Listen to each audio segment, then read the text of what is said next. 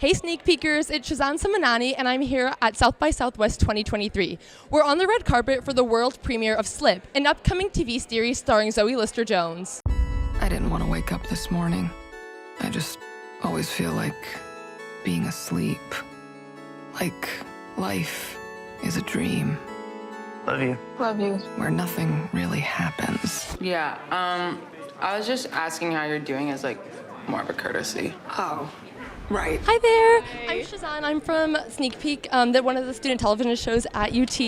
How has your time in Austin been so far? Great, I love Austin. Awesome. I wanted to ask, what inspired you to make this show and where did that idea come from? You know, I wrote the whole thing in quarantine, pretty early on in quarantine, and I think it was just a time in which we were all sort of forced to reflect and ask some big questions about what makes us happy and if there are things that could make us happier. And I think the sort of brutality of that honesty birthed this show, and I wanted to write about sex and sexuality and love, but through a sort of fantastical lens. So Slip was born. Yeah. All right. As the writer, director, and one of the main characters, how did you go about balancing those roles, and what was that experience like for you? I've done it before. I have never done it in the television space, and directing all of the episodes was pretty wild. It was a Herculean task, but they're really amazing to do in conversation with one another. So, yeah, I would say I highly recommend it. It's scary, but I highly recommend it. What made you want to be part of this project? Oh, that's a great question. What made me want to be a part of the project was honestly Zoe. Yeah, I didn't look her up or anything before that, but when we had our first chemistry read, I felt like I was talking to my friend, and I was like, oh my god, I really hope I get it and I'll get to work with you.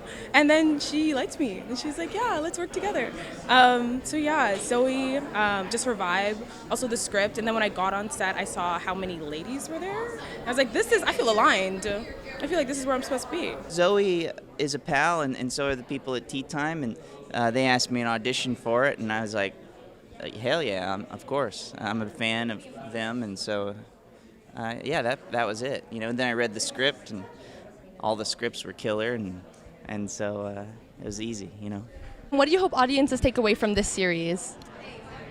You know, I always just hope that audiences feel like seen and less alone in asking tough questions and in facing themselves through art. I think that's what we can all hope for as artists and storytellers. Well, you know, I think a lot of people feel numbed out in their relationships, which is fair. And I think at the end of this series, people might decide to make a change or lean in a little bit harder and look around and realize how lucky they are. I hope that audience takes away that if you're in a stuck spot, that you're able to get out of it, even if you may slip, you know. I also hope that they take in that your experience as just who you are, even if you're in a relationship, it matters, and it matters that you listen to yourself and move through that authentically. Does that make sense? Yeah, and then tying back to what you said about being a primarily woman cast and crew on set, how do you think that played into the vibe of the production and how that kind of went on? It was so easy. It was so simple. Everything was really, you're laughing with me. Everything was effortless, and everyone was very understanding, and I feel like the creativity just abounded. Every time that we had an idea, Zoe would be like, yes, do it in the next take, let's do it.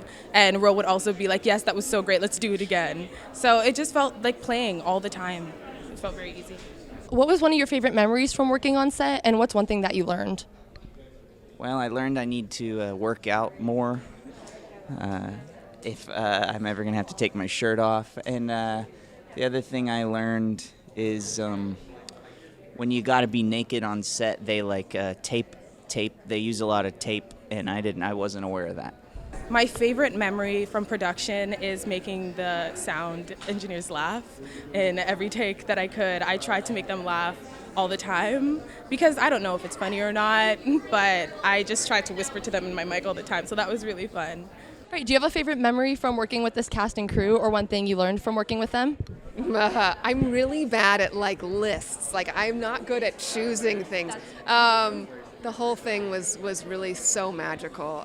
What advice do you have for film students like us who are wanting to get their start in the television industry? Just make stuff, write stuff, make stuff. Don't be precious about anything.